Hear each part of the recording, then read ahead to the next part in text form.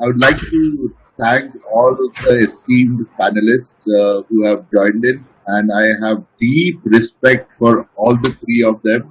Okay, first let me start off with Sanjay Mullaseri, and Sanjay is a Ranji coach of Tamil Nadu, and he is being a player himself. I'm not reading this because I know him personally. We have had a fantastic time in Chennai, and I have seen the top players coming and calling him master.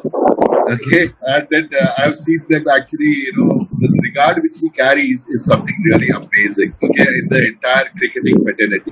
Okay, so we have Sanjay today. We have another very important first man in India, the person who traveled or maybe circumnavigated the earth, all alone, solo. So it's not so easy to do it.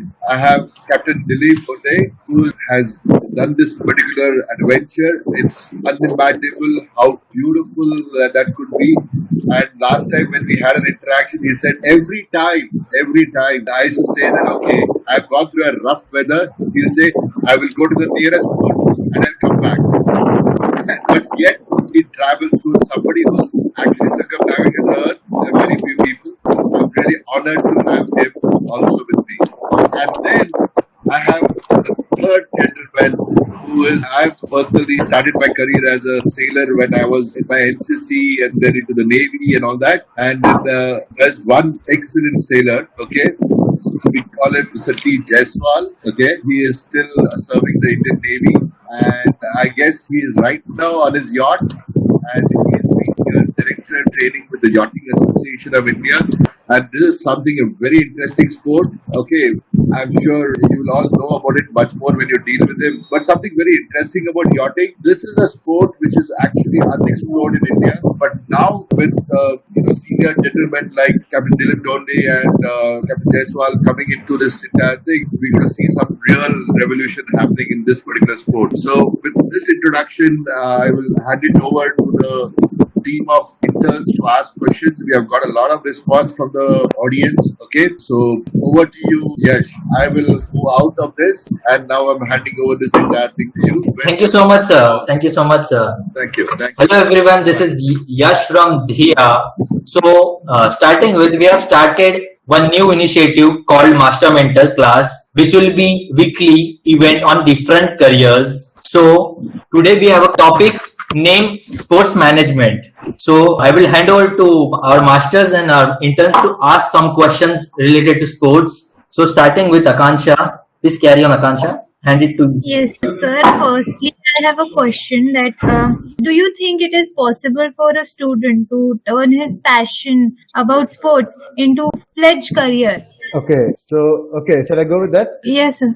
Yes, sir. Yeah, basically, everybody has a passion, but you must see whether you are good at it. Only if you're really good at it, you take it up as a profession. If it's a passion, you keep it as a hobby. You do something else which you're good at, because the problem is you have to earn your money. You have to get a vocation. You have to, you have a profession. If you want to look after your family and have a livelihood, you need to earn money. Now, in that passion of yours, to make it into a professional level and earn money. If it's just a passion where you're not very good enough, you like to do it, then you must keep it as a hobby and do something else, which that is where sports careers come in. Because if sports is your passion, like music and other things, there are so many other passions. But if sports is your passion, what you do is you take a sport-related career. Now, it depends again on what type of career to choose. You have to look at your capabilities and your aptitude and everything. And you have to see which one is, suppose you're very interested in arts, then you take up sports psychology. You're very good in statistics and analytics, that you take up sports analytics. If you're very good at management, you take up sports management. If you're very good at some other like science subject, you take up sports science, sports and exercise science. So you can do that. You will be in a sports related field, plus you can live your passion, right? And if you're really good at your passion, then you make it a full-fledged profession. That would be my suggestion. Okay. So there's one more question I have, that sir, is it too late to start a career in sport? Like, do we have to plan it since we are small age kids and then? Yeah. So basically, when you take sports science, I'm in the Center for Sports Science in Chennai, which is one of the premier institutions in the country. So we've done a lot of research in this. So basically, your nervous system, okay, your neural paths, all that, they form by at an average of age of 10. Okay, for some people it might be at 8, 9. Some people it might be a little later. But the age at where you start the sport depends on the sport itself. Now there are some sports which can be done only, like say gymnastics or certain other sports, which you have to do at a very young age, even 24, 25-year-old. Okay, so cricket, when you say, when I take cricket, cricket you can go on till 35, 38, this thing. So basically you must start everything, your coaching, by the age of 8 or 10. You must, at least your motor skills and your coordination, your hand-eye coordination, your synchronization of your body. So your motor skills have to be developed. So one thing very, very important is, if you want to make it a profession or whatever, take up sports in the future, you must always do the basic sports well. That is running, cycling, swimming. Okay, so if these three are there being done regularly, and then you play any sport, it's okay. As long as you are playing it regularly, what happens, your muscles, your nervous system, your neural paths get formed very well, and then you can take up any sport at a later stage. But if you don't play sport at all, you don't do anything at all, it will be difficult, because the muscles and so many other things get set by about 18, 19. Okay, so after that, it's very, very difficult. And then you'll have a very short time to really make it big in that sport, because you have to go through the levels. You can't just jump to the highest international level. So to go through the junior level and then come up slowly through that, yes, you must do all your sporting activities. You must start at around 8, 9, 10. There are late developers. In sports science also, we have something called late developers. They start by 14, 15, and then they go on. There are a lot of people that, earlier Javagal Srinath, but today's sport requires a little bit of earlier start, like at least the basic sports.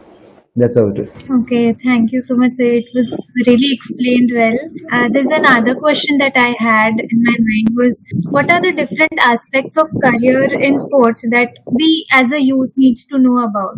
Like, we are unaware about many, and through your guidance we'll get to know more about it. Yeah. What do you think? What would you suggest? Yeah. See, if you're very, very interested in sports and then you want to do it, first of all, you must do at age of 13, 14, 15, that age, you must do the Dheya's, psychometric test, or the test that they give. So you know which line of activity you have a certain, what you call, aptitude for. Now, when you do that, and then you want to do it in sports, you want to do it. So sports gives you that, what you call, the options. Because in sports, you've got really the management type. You can, it depends on which type of management. If you're a marketing type, you do sponsorship, sports management, you're doing sports marketing. You do sports marketing, getting sponsorships in, and marketing and events and things like that. If you're good in operations, you take event management, sports events management. So that is a big operational career. If you're good, if you want to do something in psychology, the arts, you take up sports psychology, right? And if you're very good in science, in statistics, in numbers, analytics, then you take up sports analytics. That's a very much, it's a fastly growing field now. It's really taking off now, because every team needs statistics and how the others playing. IPL is all about that now. So like that. So each sports, the fantastic thing is that you see which you've got aptitude for. If you're the research type, okay, you go research deeply into all the games, who did what, where, and then you give out information. Basically, that's analytics. You give out information to the teams as to how they play, how they must play how much go against a player, how they must tackle Lionel Messi, or like that. So it gives you all that entire thing. But basically, you must see what you are good at and take that relevant thing in the sport, whichever sport you want. Thank you so much, sir. So, sir, how do you approach a proper career in sports? Like, from the beginning, how to approach it? When do we know that we are okay with better at doing that, and how much towards it? Yeah, see, basically, that's where starting at a junior level, you will know. Maybe at the junior level, your fitness and all that might not be very high. But then you're playing with others, okay, you're doing better than the others. So you're good in that sport. Not necessarily to be the best or the first, because that happens later. With a lot of fitness, nutrition, mental makeup, and all those things, you can be trained to be a champion. But you must be basically good at it. Your hand-eye coordination, hand-eye leg coordination. The ball is coming, now you're moving it back and hitting it. or your racket. You're taking your racket and hitting there. So that synchronization must be there, and your motor skills will change. That is basically when you're young age, the motor skills are there. Your hands and legs are moving well. You are able to print well. Okay, so these things are very, very important, of course, when you want to take up a sport. And in that particular sport, whether it's shuttle or whether it is football, and you are as good as the top, say 5, 10 or whatever it is there, then okay, you have a chance. Because it is not necessary to see at that stage whether you're going to be a champion and you're going to win the Wimbledon or you're going to be a national player. It's not necessary at that time, because that can be built up. But the basic motor skills, what we call the hand-eye leg coordination, this must be there, because this is all about the nervous system, the neural paths. Okay, so you see something, you see the ball coming and you're reacting, the connections in the brain, which again takes the messages, sends it to the proper areas, the proper muscles. Now these must be there to a certain extent for sports. So that's why I said, you see whether you're good at it. And if you're good at it, then definitely you can be trained to become a champion. And side by side, what I tell all my cricketers and other people who come to the Sports Science Center here is that they must also keep a parallel career going on, because you can never depend totally on sports. A small injury, something, some big bad luck can happen, and whole thing can go off, and you will then be left in the lurch. I've seen so many sportsmen suffering because of this. So we must have some fallback. That is why I tell them, take a career in sports, follow you be in your sport, follow it really deeply, do whatever you can. But at the same time, whatever you like, maybe event management, whether sports events management, whether it is sports psychology, anything, whichever you like, whichever aspect of other careers which you like, you use it through the sports field. So that is what I would always suggest. Okay, thank you so much. It was very well explained by you, sir. Thank you. Thanks. Thank you, Sanjay sir. I'll ask Tribhuvan Jaiswal sir to answer some questions of students. Sir, I had a question was, can a person start his career in sports from scratch? I think it is essential a person who is trying to build a career in sports to be completely focused towards it, because sometimes what happens is person gets confused because he's learning and he's taking his education, and then sometimes focus on sports gets a little bit disconnected through it. Akansha, actually, I think so. Tribhuvan sir is not on the line actually. He's not audible also. So I'll ask Dilip sir to continue with question. Yeah, good. So my question was that how can a person start his career in scratch, and what according to you is essential for a person who starts to build his career in sports? So that's for me? Yes, sir. Okay. Well, start a career from scratch, you ask. So you just get involved in the sport first. And as I see it, when it's sports management, there are different facets of it. One is that you're playing the sport yourself. Other is that you're managing other players, for which it would help having an in-depth knowledge of the sport and having a passion for sport, liking for that sport. It does not necessarily you're good at playing that sport. You know the sport well, you're passionate about it. For example, let's say a T20 team manager need not himself be a good batsman or a bowler, but he or she is passionate about it, and he or she is good manager. They can manage the players and get the right type of funding, generate the right type of revenue for future remuneration to the players, so on. I think that itself can be a career. And so I think, and especially in sports like sailing, like what I'm doing, there is really no age bar. You can start at any time, and provided you like it and you put your heart and soul into it. And the first time I stepped into sailboat, I was close to 20. I was already at 30 and about to pass out. I won't call myself a sports manager, but yes, I have the passion for sailing, and I continued with it, and so I can handle a team or sailing event and so on. So it depends on what sport you're talking about and what aspect of sports management you're talking about. Okay. So there's one more question we have in our comments. How should we manage the sports facilities required as of nowadays? Sports facilities are becoming costly. How should you manage the sports facility? Just like you manage any other facility, very well and efficiently, because you're always going to be short of money, and the demands are always going to be more. So, make it more efficient. Any basic management techniques of, using the minimum manpower, using the minimum amount of money, and still producing the results. Those things remain common anywhere, whether it's a sports facilities management or any other facilities management? Yeah, if you don't mind, I'll just say something about this. Is it okay? Yes, please. Yeah, because see, I'm in a facility in the Center for Sports Science. It's a it's a biomechanical lab, one of the 5 in the world, and it's a state-of-the-art thing. We find it very, very difficult. It is costly. The question saying how it's becoming costly. See, one thing in a facility that is, if you leave it the idle time, like any empty seat in an aircraft or the empty seats in a theater. Now, this is the problem. Because anyway, the overheads are the same.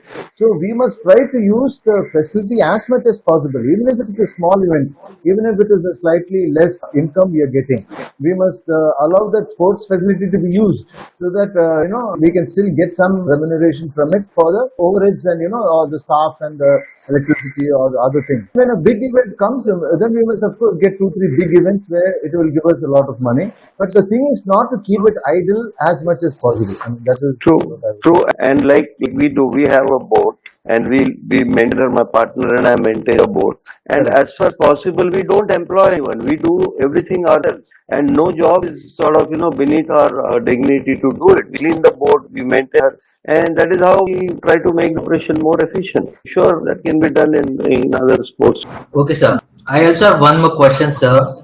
What is the importance of sports management in current scenario? For me? Yes, sir. Yes, sir. Okay. It is important because what happens is more and more, and especially as you go up the level, the competitive levels in sports, the players themselves need to concentrate more and more on the sports and, enhancing their performance, their practice and so on. And do need someone, a back end, if you say, in sports, to look after their requirements, like to have the right type of facility, to have their right type of schedules, diets, and so on. And of course, the most important thing in any sport today, not only in India, anywhere in the world, is the funding. A sportsman essentially on his own or on her own is a non-product asset. The sports management is what makes him or her a productive asset and bankable, and that allows that sports person to concentrate on the sport while the funding and all is arranged by the sports manager. So it is important to have that back end and a very efficient back end so that the sport person is not hassled by the issue like funding or other things and can concentrate wholly on the sport itself. Okay, sir. Sir, I also have one more question. Why are sports management and journalism so integral in the field of sports? For the same reason, I mean, if you look at funding is probably the biggest bugbear in all sportsmen, and journalism helps in making that person more bankable, gives the necessary publicity to the sport. It makes more people know about what the sports person is doing. And that is how you get the funding. That is how you uplift the entire infrastructure and the quality of the sport. So journalism, it is a means to tell about the sports to the rest of the world. So it is a very crucial link. Yeah, I think very true. That's it. It's all about marketing. Whatever big player you are, whether it is Roger Federer or Lionel Messi or Ronaldo, you need to be marketed. So now journalism is one of the ways now we look at to market a person also. There is a world number one fencer in our place. Not many people know about her, Bhavani Devi. She's number one in the world. She won the gold a couple of years back. She just missed out in the Olympics recently, but nobody knows about her. So unless the journalists write about it, make it sort of. I feel we should build up a brand. Nowadays it's all about brand building, and we have to do it in even social media. We have to do it. Then only people get to know. Although we have a world number one, nobody knows about her. So it's all about that. Sir, I have one more. It is from my personal side question. Could you explain the importance of sports journalism and the power it holds when it comes to people's perception of a sport? I think Sanjay will be a better position to answer this because he really deals in what we read on a day-to-day basis. I mean, today you read the newspaper, sports paper, newspaper. 90% of the space is taken by cricket and rest of the sport and sailing. Sports like sailing and all, you have one article probably once in a month. Yeah, see, I was in the MRF Space Foundation for 15 years, and I know what all goes on behind the scenes to make sure that everything is known to people. What other sports lack, I feel, is a proper association, or the organization backing them in terms of making it commercial. Because maybe it is because it's an Olympic sport, they can't do that. Maybe it is like that. But see, even when we were playing, it was not so great. But in the 90s, the satellite TV started. And of course, the print media always were there, but it is a brand building. Like I said, there is a whole plan behind it. So so much of publicity must go on, you do with the advertisement, and so a lot of the journalists become marketeers for you. Journalists have to be looked after very, very well, and then they write a good about you, and then they have to be given importance. A lot of things are there. So it's not that, see, how Indians started liking cricket is because it was marketed very well. Actually, a lot of characters and a lot of things, they built up on it. They built up some image about them. So they became celebrities. Then it became like that. See, we have got Gagan Naran's Run for Glory shooting academy here. So it was done for Abhinav Bindra, for Gagan Jar. So wherever it is done, for Sindhu, for PV Sindhu, China. So these sports people were backed by certain journalists. Okay, so whoever you hear of, maybe it's Leander Paes or Mahesh Bhupati, they won certain things, but there are so many other sports, like Dilip Saab has done so much of things. I've just read a small article about him many years back. That's because I read the sports page fully, but others don't do it. So journalists got a very, very important part in this, in building up the brand. So you've got a new brand now. Now you have to take somebody else. Okay, you have to achieve something, yes. But once you achieve something, even little bit, that has to be hyped up. It has to be put in the correct way. And right now it's all about social media and things. You have to project it. You have to project it as a great achievement and how it ranks with other people in the world. And then see, cricket is played just in about 10, 12 countries in the world properly and at a high level. But still India follows it so much. This is because of journalism, not only print, but also the TV media. And now even social media, they are sort of keeping the brand up. I think that should be done for every sport. For at least every top person in their sport, or who are in the international level. Table tennis, we have a good chance of doing it. People are not doing it. So shuttle, they are doing it, and of course the other things will have to get some success in it. Then it can be done. Very good. Thank you, sir. Rishikesh is having one question. Yeah, just a second. Sir, I wanted to ask, in today's situation, how should we manage the sports facilities?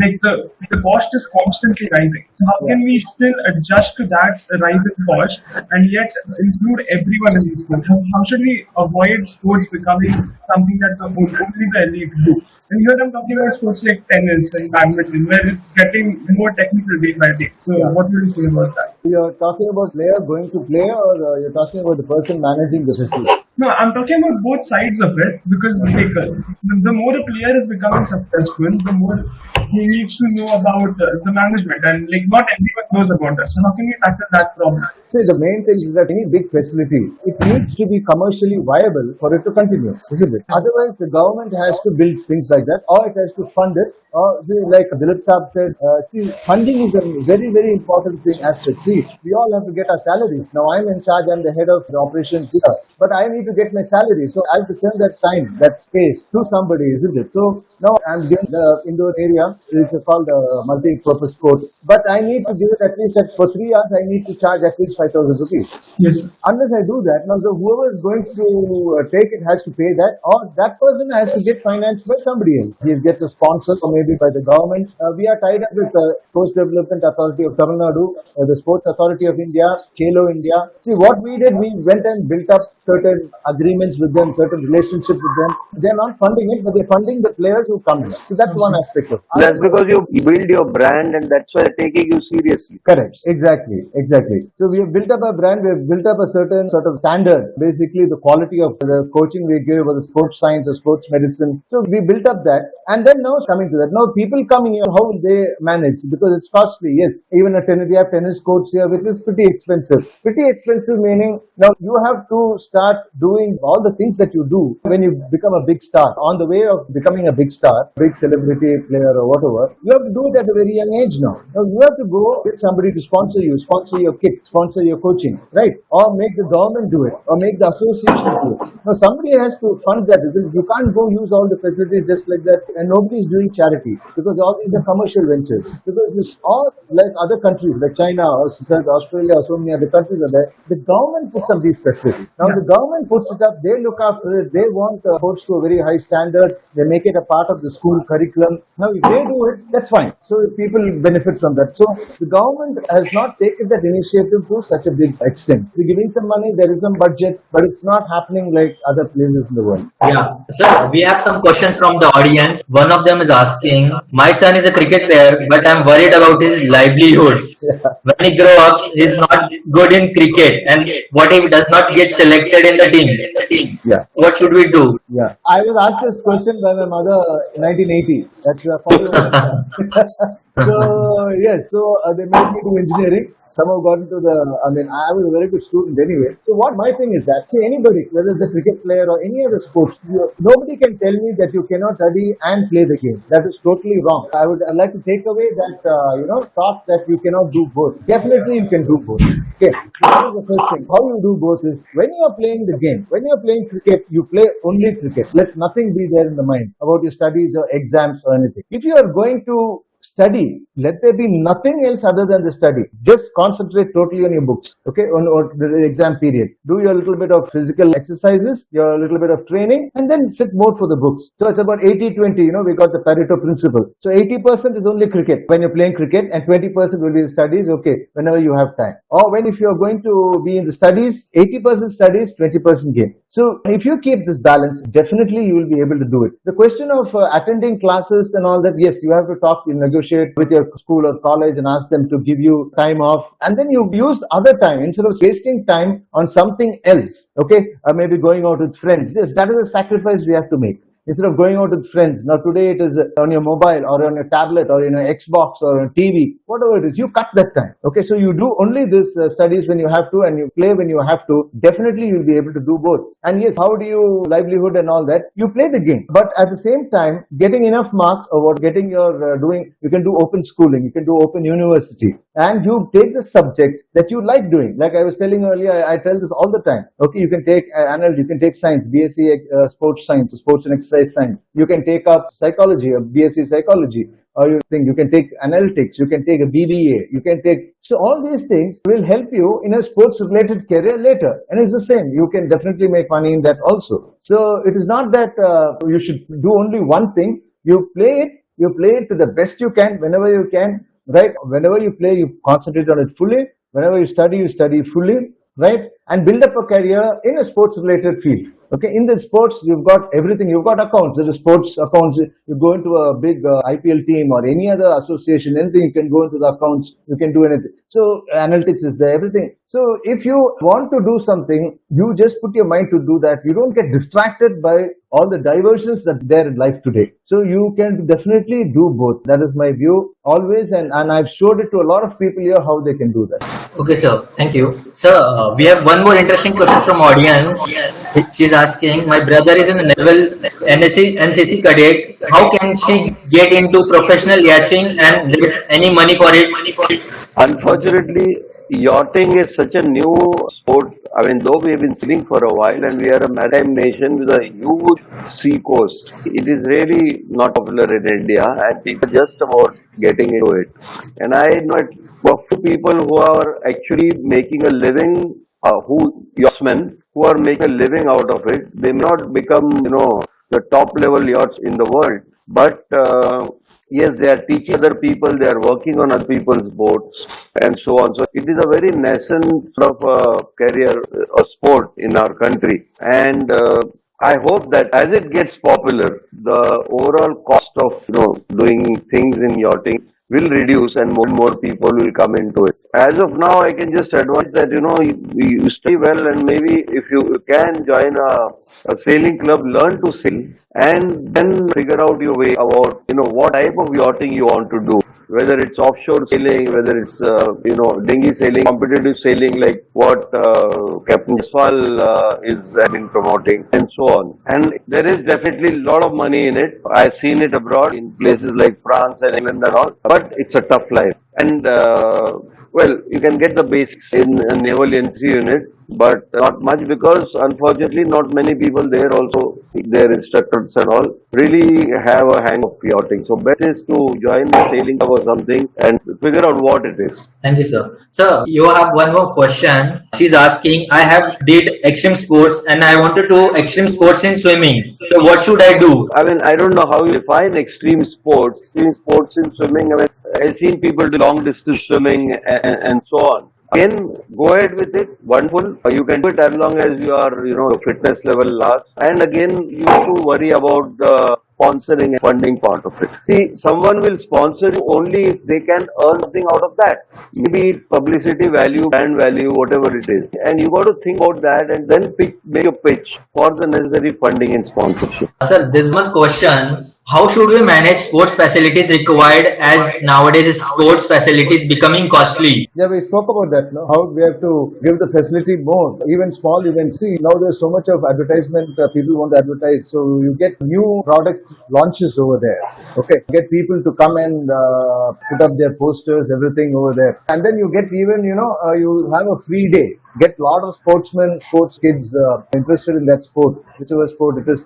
Let them come there, experience the facility. So some of them will join. And you get advertisers, you get the people who can put up their products. It might be a Gatorade, it might be certain other products, maybe sports clothing, sports shoes. Tell them to come and put up their things so people come there and see that. That is how you have to manage funds, how to manage your income expense. Okay, sir. Sir, we have one more interesting question that he's asking. How do you cope up with mental pressure faced during any tournaments? I would, of course, plan for my entire, things and how bad weather and, anything wrong happening on the boat and all. But once I was in it, there was no turning back. And just go ahead with it. And I would place myself in a situation where I have to deal with it and come out successful. And I didn't dwell too much on it and not think too much about it. I think that was the best way to sort of deal with it and move on with it. Not think too much about it and keep a positive frame of mind. That's about it. I didn't sort of give it too much of thought really. Yeah, absolutely, Dilipji. That's exactly what we tell.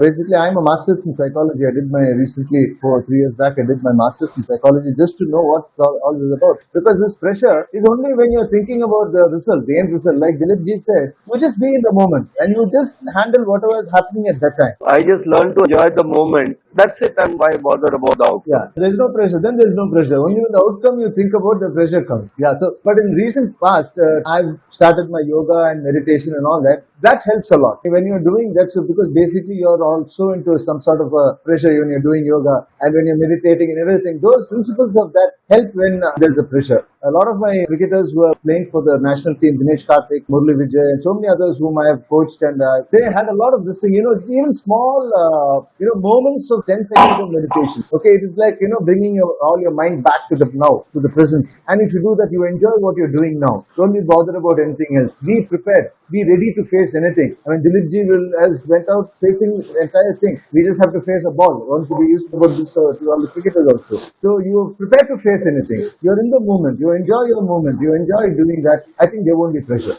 Sir, there is one more question related to sports politics. Is it really as political as people say?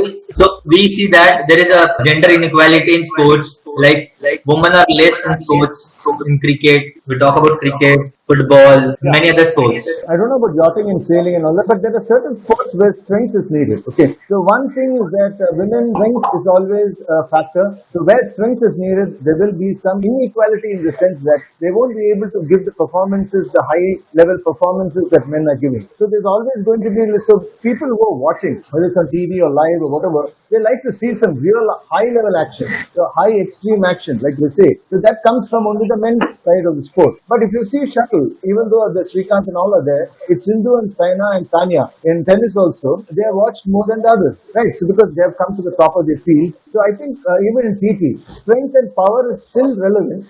Okay. Even in yachting, it must be the strength and power is very, very relevant. I'm happy to share that especially in offshore sailing, long distance round the world sailing, there are no separate categories of men and women. It's just one category, and that speaks a lot for gender equality because the sea and the boats don't recognize gender. I mean, just get on with it. In case of dinghy sailing, competitive sailing, Olympic sailing, and all, there are classes, men inequality there, and there have been women sailors who have done far better than in a lot of yachting events. Correct. That's true. Whereas in certain things, the gender doesn't come into it because it is the same, but there's a certain class because I mean, basically the strength, because that is what really matters in certain sports. The speed and other things also, but the speed comes from strength. Basically, you're fast, you run faster because really your muscles are really strong. So that we cannot do anything. That's science. I mean, that is nature has made us like that, made in a certain way and women in a certain way. But if you see, Sindhu can beat many of the men shuttle players in India. You know that. But in cricket, again, it comes that it has been started in a what you call very small way. Women's cricket started earlier because women had their own restrictions. They couldn't come out. They couldn't dress in a certain way. So those things were there, but now it's coming, slowly coming. Like if you see Harmanpreet Kaur, Mithali Raj and other cricketers, they are as good as the men in terms of technique and so many other things. But in terms of strength, maybe they won't be able to hit a 90 meter or 6. Okay, they're still 65 meters or 70 meters. So that difference will always be there. And gender inequality will be there to a certain extent because they are different from us, from men. If I may give a parting shot that may interest a lot of the girls in this audience, there are 6 women circumnavigators in our country and only 2 men circumnavigators. So that speaks for itself. Yeah, women are, their initiative, their sense of their resilience and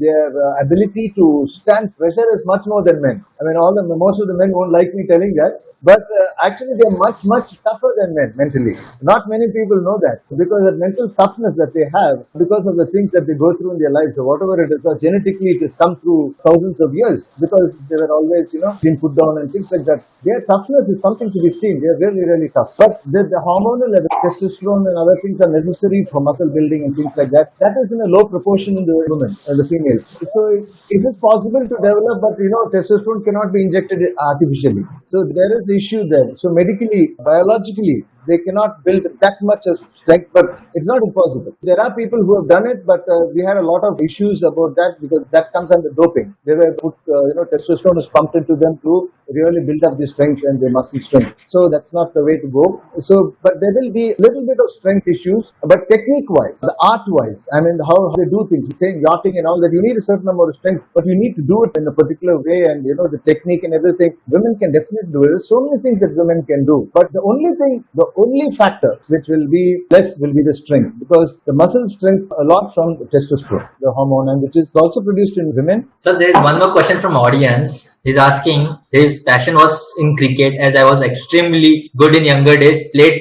till Harris Shield, but unfortunately couldn't continue that now at the age of 33. So how can I serve for my country as I can't play for the nation? Okay, that's Parth Thakur. Okay, Parth, see, the thing is that cricket is such a game where, your nervous system, your neural paths have to be coordinated so beautifully that you see even Dhoni at the age of 40, all are cursing him. Okay, so you need to warm up, after a certain age. And so generally, if you see, the people who don't have good technique, they go away from the scene at around 30 to 33. We have seen like Virendra Sehwag, Krishnamacharya, Srikanth. Their technique was not so good, but they had very good eye and hand-eye coordination. So they were able to last 32, 33. But after that, they lost. Those who had very good technique, like Sachin or a VVS Lakshman or Rahul Dravid, they will go up to 37, 39. So what we have seen in sports biology or sports science in medicine is that you stop growing between 25 to 28. After that, you're just slowing down. Okay, as you go slower, you have to have good reflexes, good reaction time. We call it reaction time. You have to have that very good. Then only you can sustain. Or if you've built up a very good technique, okay, you can last up to 37, 38, 39. Sachin and Dhoni went up to 40 because of modern fitness, this thing and a lot of other things. But beyond that, cricket is very difficult. If you really want to serve the country, I think one game you can take up, which all the cricketers also have taken up and they're doing well, is golf, which you can take up at any age. And you can keep getting better at it. If your biomechanics are right, if your entire body movements are really good, you can really do well in that and you can go on to play for the country. That is one other game which I know where the reaction time and other things are not so important. You can still build up a good technique and do well in it. Sir, there's one more question asked by Bhagyeshri Bilore. What are your thoughts on the topic empowering women and girls through sports? Can this be a career for a budding social entrepreneur would it need any educational background in sports? Yeah, definitely. Because when you empower women, it's totally something different. A lot of men actually get angry with me. I was the Tamil Nadu women's team coach also, and see, the thing is that women are much more dedicated. Their dedication, how they do things, totally different. It's a pleasure to watch that actually. And of course, they have limitations. But empowering women is a fantastic thing. If somebody is taking it up, I would say go for it. Definitely you should do it. But again, the challenge that a woman has is to balance your family life and your sporting career. Okay, so that is a bit of a challenge. And husbands, and if you're married, your husbands generally don't like the woman going out too much and playing and not looking after the family or not cooking or not taking care of children or whatever it is. So that is, but Mary Kom has shown that it can be done. So it's not impossible, but you must have a supportive husband, a supportive sort of social circle. I think it can definitely be done. If somebody is doing it, I'm there to support it definitely. I fully agree with Sanjay, though I would go one step ahead and say that why only women and girls? It can be for both, it can be gender neutral. And I would say empowering younger people to, through sports. And there is a big market for it for an entrepreneur because, as the country, the affluence levels are increasing, families are getting smaller, the disposable income is increasing, and so is the money available for sports and stuff like that. So yes, the prospects are getting brighter by the day compared to what they were in the 1780s. So go ahead and don't get hung up on one gender. You can be everyone. Sir, I would like to ask some few questions. How would you advise our viewers to prepare themselves for a career in sports mentally? Mentally, career in sports, you have to decide what career you want to do. Whether you want to be a journalist, like Sanjay said, account, statistics, there are so many facets of it. And you need to have the right focus. You need to focus on it and go for it. And it is not too different from any other field, I suppose. And if you have a passion for that sport, it just makes it that much more interesting. And you will obviously then have better focus and you will do it with that much more energy. Yeah, absolutely. That focus, that passion and that focus, it will automatically come. But mentally, if you ask me, you must be prepared to face anything. No complaints about this part of the body is paining, that part is paining, no complaints. You must be prepared to do everything that is necessary. If it is getting up at 5 o'clock in the morning and running for half an hour, you have to do it. You must be prepared to sacrifice. So mentally, you must be prepared to give up everything that others are doing. Okay, others may be enjoying it, maybe enjoying a lovely ice cream, a biryani or a pizza. You might not be able to have it. Maybe after your sporting career, after you have retired, maybe you can enjoy all that. So as long as you're in the sport, if you want to do that, mentally you have to be prepared to face anything, sacrifice a lot, get frustrated, never reaching where you want to reach, but you have to keep on going. You have to keep on going even when there is nothing left. Even if you don't feel like doing something, you still have to do it. I mean, mentally you have to be like that, then only you will do well in that sport. That is what I've seen. Sir, lastly, I have one question. How do we help people understand the growing demand of careers in sports in India? Okay, well, you can come to my seminar, but yeah, so the thing is that everybody thinks it's only IPL or something like that where you make money and this thing. One thing is there in sports, it is very, how will I put it? You can never know whether you're going to make it or not, So it's always sort of, it is a chance. You're taking a chance. It's like a gamble. That is why side by side you build up your career also. In the normal field, what other people are doing, maybe you don't have to get 90-95%, but at least you get your 70-75% or whatever it is, and then you're still there. Then you can still get into the sports quota of colleges or whatever it is. So you keep doing that sport, but you side by side you study. Make your parents understand, or your social circle, maybe your uncle, your tata, mama. You make them understand that, even if I don't make it, I will still have a career. Okay, so it doesn't mean you have to get 90-95 to make your career. You can still make it this, and because you've got a passion for that sport, you understand that sport, you've played that sport, so you can manage that sport better. So you will definitely rise in that. So this is how you have to try and convince your parents or your leaders or whatever. When we talk about sports, there is a tendency to only think of Olympics and medals and IPL and stuff like that. But 99% of us have played sports in younger days or even now for the sheer enjoyment of it, because we like doing it. It gives us a lot of joy, gives physical fitness and so on. So we have our careers and we go with them. We enjoy the sport, and that is what enriches our life. I think that is another aspect of sports. We just play it, enjoy it, spend a nice evening playing a game and that's it. Why not? Nothing wrong in that. Correct. Absolutely. Sir, with this, we would like to end our session. It was a great time with you, sir. Thank you, Sanjay sir. Thank you, Dilip sir. For more information, we'll have next session also. Thank you. Thank you so much, sir. Sure. Okay, bye. Nice learning from you, Dilip ji. Thanks a lot. Thanks. Yes. Same here. Bye. Bye. If there is more demand, we'll arrange one more session for next week. You're welcome. Yes. Sure. Bye. Thank you, sir. Thank you, sir. Bye-bye. Have a great time, sir.